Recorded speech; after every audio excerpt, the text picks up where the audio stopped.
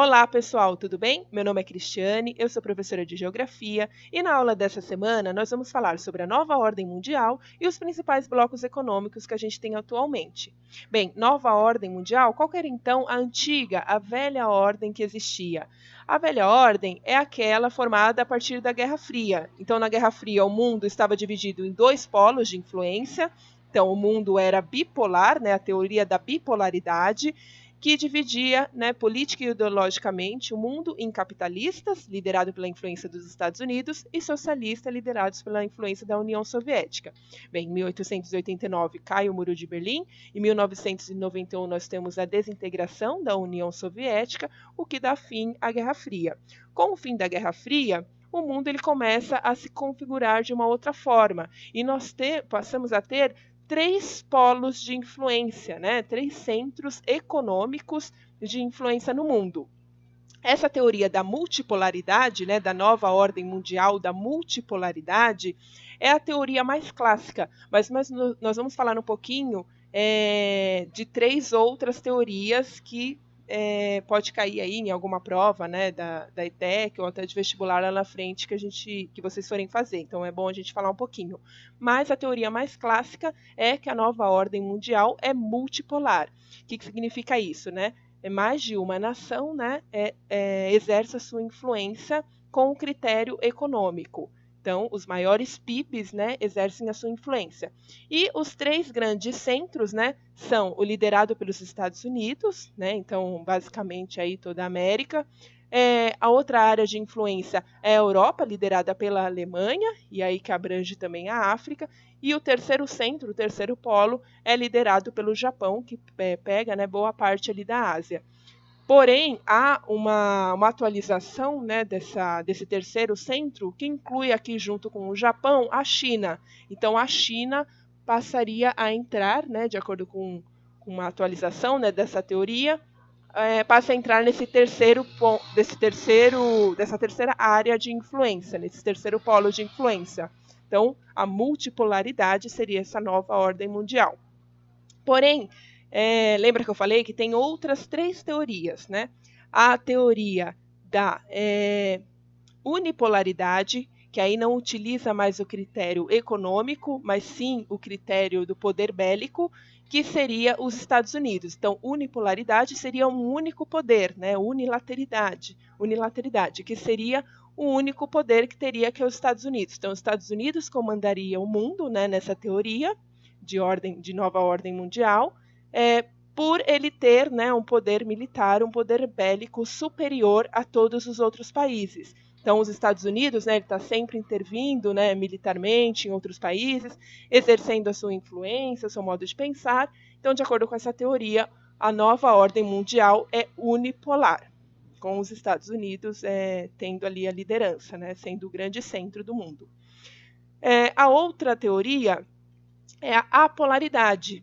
A apolaridade, né, esse A aí, o prefixo significando negação, então não teriam polos, né, seria uma desordem, né, na verdade, uma teoria que faz uma crítica a essa nova ordem mundial, porque, na verdade, nós não teríamos nenhuma ordem, seria uma desordem mundial. Então, a teoria da apolaridade, né, que é uma teoria mais recente, é aquela que fala que o mundo, né, principalmente a partir aí do crescimento, né, dos atentados terroristas, não teria mais como prever qual nação é amiga de outra, qual é uma inimiga de outra. Então, os critérios eles estão mais desordenados.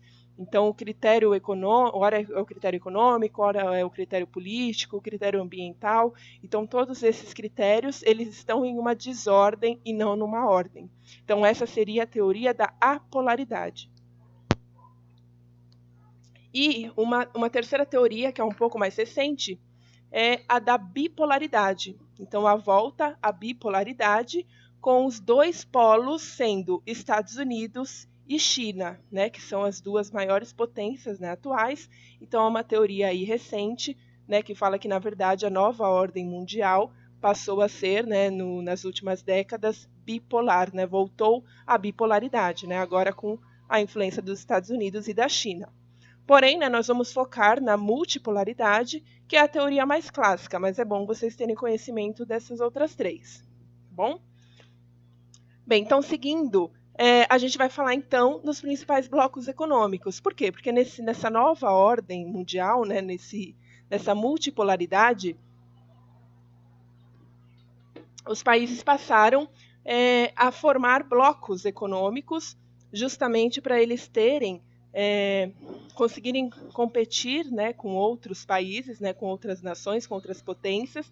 Então, principalmente o caso da União Europeia, que a criação da União Europeia foi fugir ideologicamente, né, da influência da União Soviética, né, da influência socialista, foi também se reconstruir, né, buscar formas de se reconstruir no pós-guerra e para apresentar ali uma concorrência compatível com a economia dos Estados Unidos, né, que saiu ali bastante forte, né, depois da Segunda Guerra Mundial, e também para competir com a economia do Japão, que já era bem forte.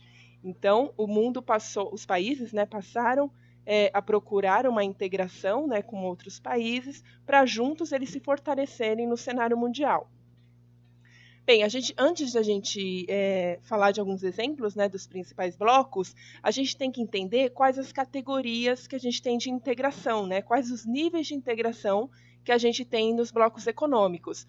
Há também, né, alguns teóricos que consideram um ou outro bloco econômico, outros autores consideram apenas acordos. Aqui eu vou chamar todos de blocos econômicos, mas vocês podem achar alguma literatura falando que um determinado, por exemplo, o Mercosul, vocês podem achar em algum livro, alguma literatura, dizendo que não é um bloco econômico, porque ele não está tão consolidado, ou então que a SEI, né, a gente vai ver, ora fala que é um bloco econômico, outros autores falam que não é, mas enfim, é bom vocês saberem, né, que todos são acordos econômicos e políticos, mas difere, né, entre os autores a nomenclatura, né? Uns vão chamar de bloco econômico, outros vão chamar de acordos políticos, econômicos, enfim. Aqui eu chamei todos de blocos econômicos. E quais são os níveis, né, desses blocos econômicos? Bem, nós podemos ter a zona de livre comércio. O que é essa zona de livre comércio? É o nível mais baixo de integração. Então, os países, eles se reúnem, né, para formar um bloco econômico e aí eles estipulam, né, nas suas cláusulas que vai ter uma zona de livre comércio entre os países membros. Então, entre esses países membros vai ter uma redução das taxas alfandegárias para os produtos que eles comercializam entre si. Exemplos, né? A USMCA, que é o antigo NAFTA, né, que são as iniciais em inglês de Estados Unidos, México e Canadá. Então, todos os países aí da América do Norte, né, constituem esse bloco, e antes era chamado de NAFTA. A gente vai ver o porquê que teve essa mudança, né, que foi uma mudança recente, feita pelo Donald Trump. Nós temos a ASEAN e a APEC, né, que são dois blocos econômicos que eles também adotam a zona de livre comércio, que é o nível mais baixo de integração. Depois disso, né, a segunda categoria é a União Aduaneira. E aí, na União Aduaneira, ele também engloba a zona de livre comércio. Então, aqui ó, nós temos 4 níveis. Né? Sempre a seguinte, ele vai englobar as características do anterior. Por quê? Porque vai subindo o nível de integração. Então, ó, a União Aduaneira, além de ter a zona de livre comércio, né, especificada aqui, né, na segunda coluna, ele também tem a União Aduaneira, que é o uso da TEC, que é uma tarifa externa comum. E o grande exemplo é o Mercosul, né, o bloco econômico que o Brasil faz parte. O que é essa tarifa externa comum?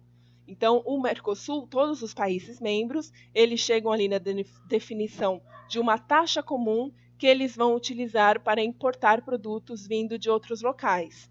Por quê? Porque os produtos que são importados, eles são taxados. Então, os países membros do bloco, né, em questão, aqui no caso o Mercosul, eles vão acordar uma taxa única para eles terem uma maior competitividade. Então, os produtos importados de um terceiro país que não faz parte do Mercosul, eles vão cobrar essa mesma taxa. Essa é a TEC, né? Uma tarifa externa comum. E, né, subindo aí no nível de integração dos blocos econômicos, nós temos o mercado comum. Então, ó, o mercado comum, lembra, vai ser, além das características do mercado comum, ele vai englobar a união aduaneira e a zona de livre comércio. Então, ele ficou ainda mais integrado.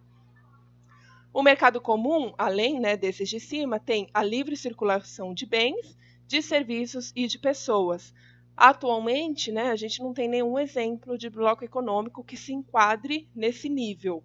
Né? Por quê? Porque a União Europeia, que a gente vai ver, né, que é o próximo, ele não para por aí, ele tem um outro nível de integração. Então, a União Europeia tem sim o mercado comum, mas como ele é muito mais, tem um nível muito maior de integração, ele entra no exemplo de baixo, que é a União Monetária, que além de ter a zona de livre comércio, a união aduaneira, o mercado comum, ele vai contar com a adoção de uma moeda única, que é o euro, que é o único bloco econômico que a gente tem na atualidade com esse nível de integração. Então, a União Soviética é o bloco econômico mais consolidado e mais avançado que a gente tem. Por quê? Porque tem o máximo de nível de integração entre os países membros. Então, a União Europeia é o único exemplo que a gente tem nesse nível.